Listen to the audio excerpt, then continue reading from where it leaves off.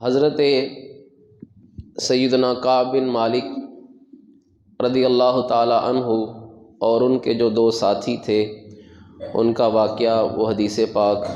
پچھلے جمعۃ المبارک سے وہ جاری ہے کہ جس وقت غزوہ تبوک کے موقع پر وہ پیچھے رہ گئے اور پھر حضور کی بارگاہ میں حاضر ہوئے اور جا کر سچ سچ بیان کر دیا کہ حضور کوئی مجبوری نہیں تھی، کوئی عذر نہیں تھا، صرف اور صرف سستی کی وجہ سے ہم اس جنگ سے آپ سے پیچھے رہ گئے ہیں، لہذا جو بھی آپ ہمیں سزا دیں، معاف کریں، جو بھی ہمارے بارے میں فیصلہ کریں تو ہم اس کے لیے اپنے آپ کو پیش کرتے ہیں، ہم حاضر ہیں۔ تو آپ صلی اللہ علیہ وسلم نے لوگوں کو منع کر دیا کہ ان تینوں کے ساتھ کسی نے کلام نہیں کرنا، اور جب تک اللہ ان کے بارے میں کوئی فیصلہ نہیں کر دیتا تب تک ان کو ان کے حال پر چھوڑ دو اور کوئی بھی ان سے کلام نہیں کرے گا۔ تو یہ واقعہ چل رہا تھا، اور حضرت کعب بن مالک رضی اللہ تعالیٰ عنہ خود بیان کرتے ہیں، اور اس میں ایک چیز یہ بھی ہے کہ جو یہ تینوں صحابہ تھے جن کے ساتھ یہ واقعہ پیش آیا، یہ تینوں کے تین صحابہ یہ انصاری تھے، یعنی ان میں سے کوئی بھی مہاجر نہیں تھا۔ مکے سے ہجرت کر کے مدینہ منورہ میں جو آئے ان کو مہاجر کہا جاتا، اور جو مدینہ منورہ میں پہلے سے رہنے والے ہیں ان کو انصاری کہا جاتا ہے۔ تو یہ تینوں جو تھے وہ انصاری تھے، یعنی مدینہ منورہ کے ہی رہائشی تھے۔ حضرت کعب فرماتے ہیں کہ لوگوں کا جب میرے ساتھ اور ہمارے ساتھ یہ رویہ، اس کو کافی دن گزر گئے۔ مشیت حتی تصورت جدار حائط ابی قتادہ وہو ابن عمی۔ ایک دن میں ابو قتادہ رضی اللہ تعالیٰ عنہ، ان کا باغ تھا، اس باغ میں اپنا کام کر رہے تھے، میں اس کی دیوار پر چڑھ گیا، اور وہ میرے چچا کے بیٹے تھے، یعنی میرے کزن تھے۔ وَأَحَبُّ النَّاسِ إِلَيَّ، لوگوں میں سب سے زیادہ مجھے محبوب بھی تھے، یعنی میرے بڑے دوست تھے۔ میں ان کے باغ میں چلا گیا، دیوار پر چڑھ گیا، اندر وہ کام کر رہے تھے۔ فَسَلَّمْتُ عَلَيْهِ، میں نے کہا السلام علیکم ابو قتادہ۔ آگے سے کہتے ہیں فواللہ ما رد علیہ السلام، ابو قتادہ نے مجھے سلام کا جواب بھی نہیں دیا۔ فقلت یا ابا قتادہ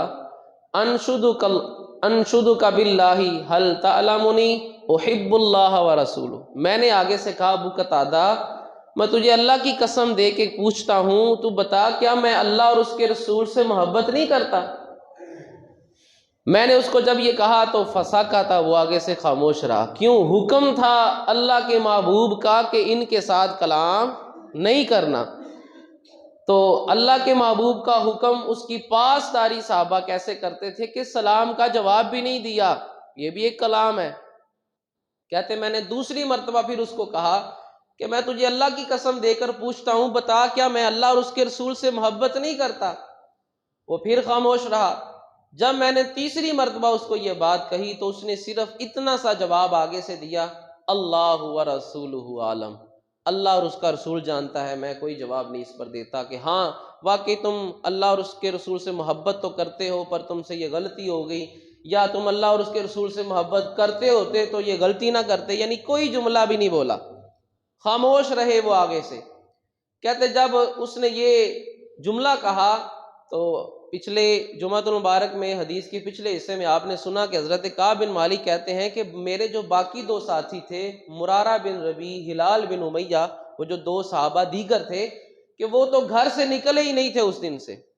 وہ تو گھر میں بیٹھ کر بیچارے روتے رہتے تھے ہر وقت۔ میں ہمت کر کے گلیوں میں بھی جاتا، بازاروں میں بھی جاتا، سارے معاملات کرتا،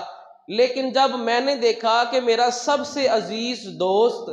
اور میرے چچا کا بیٹا، اس نے بھی آگے سے مجھے یہ جواب دیا ہے اور سلام کا جواب بھی مجھے دینا اس نے گوارا نہیں کیا، تو کہتے ہیں ففادت عینا، یا اس دن میری بھی آنکھوں سے آنسو آ گئے،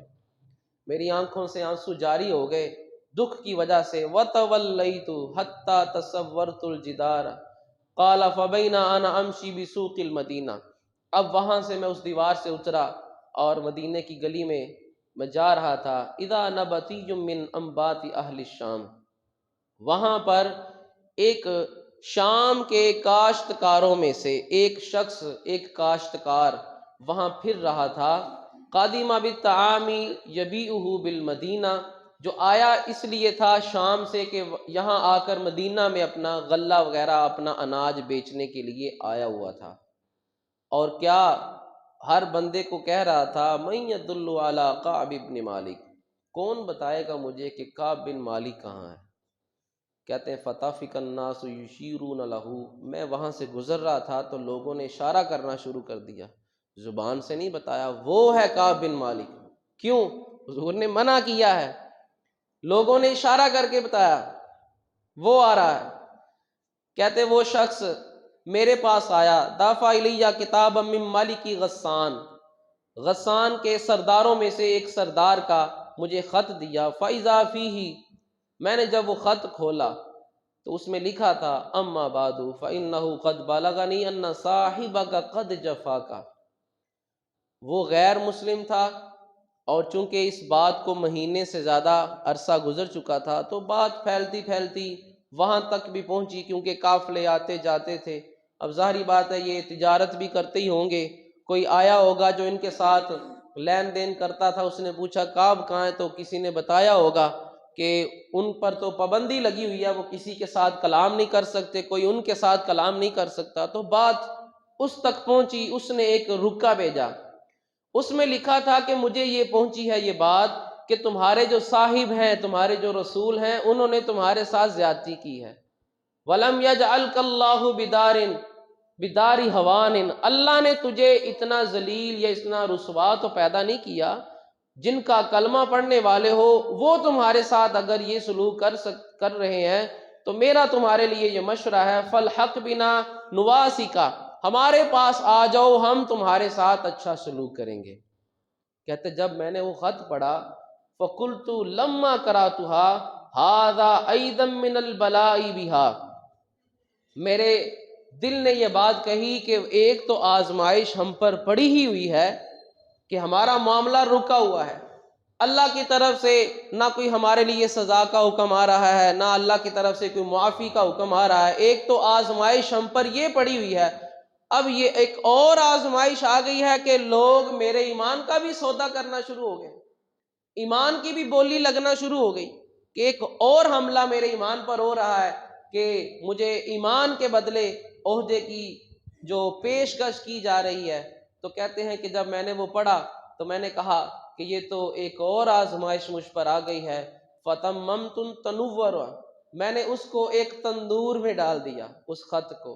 فَسَجَرْتُهُ بِهَا حَتَّى إِذَا مَدَتْ 40 لَيْلَةً مِّنَ الْخَمْسِينَ،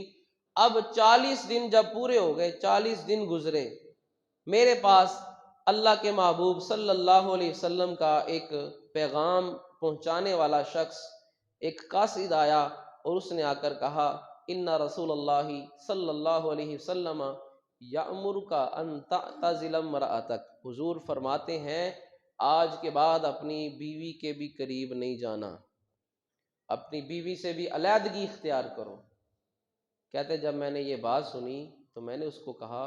اطلقھا ام ماذا افعل، اب اندازہ کریں 40 دن ہو گئے حضور کلام نہیں کر رہے، 40 دن ہو گئے کوئی فیصلہ نہیں ہو رہا،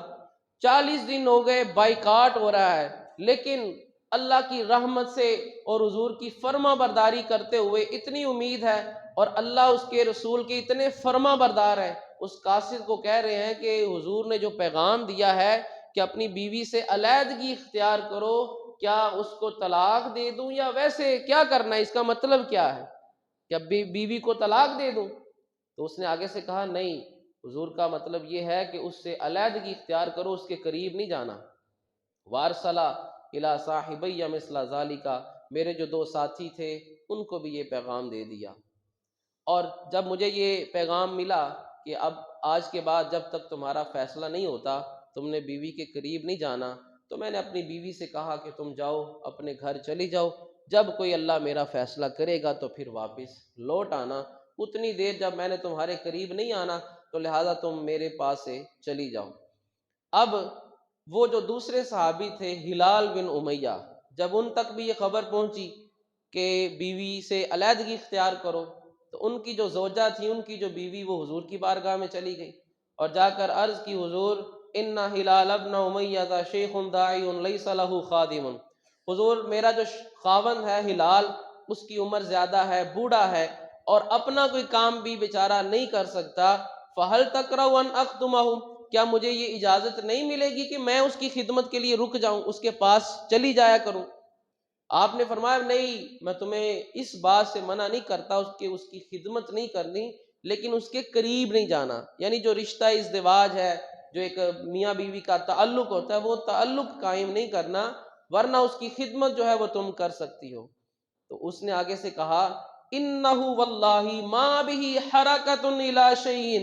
واللہ ما زال یبکی منذ کان من امرہ ما کان الی یومہ ھذا، حضور اس نے میرے قریب کیا آنا ہے،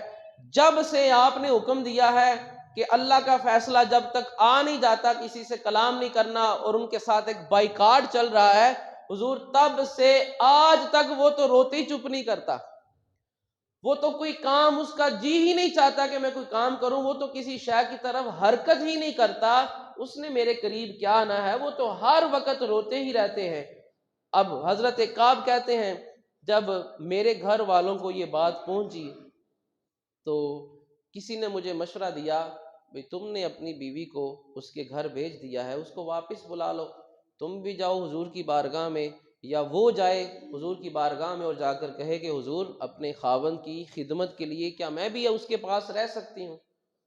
تو حضرت کعب کہتے ہیں میں نے کہا میں ایسا نہیں کہوں گا، میں جوان ہوں، میرے پاس طاقت ہے، میں اپنے کام خود کر سکتا ہوں۔ وہ تو بوڑھے تھے، اس وجہ سے ان کی بیوی حضور کی بارگاہ میں گئی اور جا کر اس کے لیے اجازت مانگی کہ کیا میں اس کی خدمت کے لیے رک سکتی ہوں، تو میں جوان ہوں، میں یہ بات حضور کی بارگاہ میں جا کر نہیں کروں گا۔ فَلَبِثْتُ بَعْدَ ذَلِكَ 10 لَيَالٍ، 40 دن پہلے گزر چکے تھے،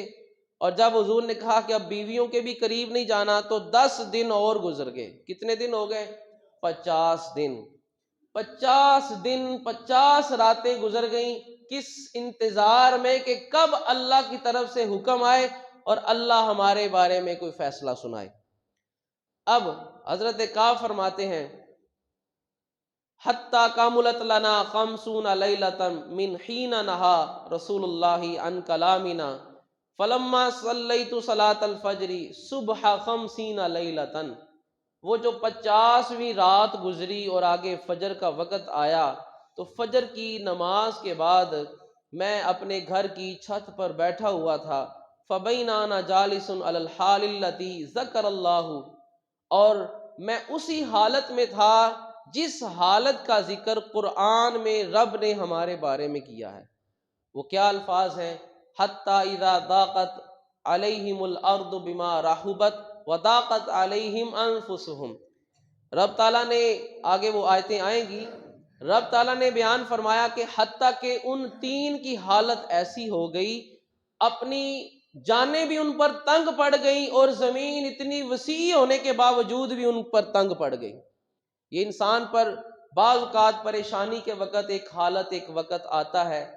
اتنی وسیع زمین ہے کہ بندہ چلتا رہے تو زمین ختم نہیں ہوگی، ہماری زندگی ختم ہو جائے گی، تو رب تعالیٰ فرماتا ہے کہ زمین اتنی وسیع ہونے کے باوجود بھی انسان پر کوئی وقت ایسا بھی آ سکتا ہے پریشانی کی وجہ سے اتنی وسیع زمین بھی اس کو تنگ نظر آتی ہے۔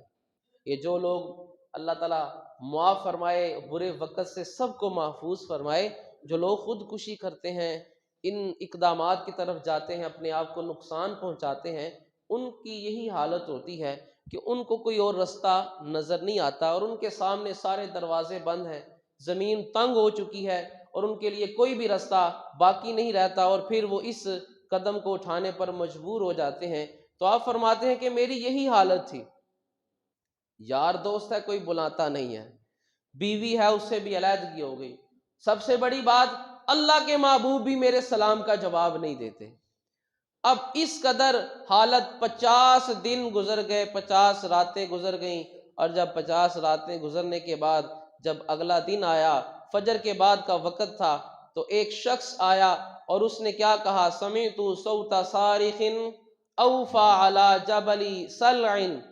جبل سلع یہ مدینہ المنورہ کے اندر ایک پہاڑ ہے چھوٹا سا، تو میں نے ایک پکارنے والے کی جو اونچی آواز میں پکار رہا تھا، اس نے بلند آواز سے کہا، یا کعب ابن مالک ابشر، اے کعب بن مالک خوش ہو جا،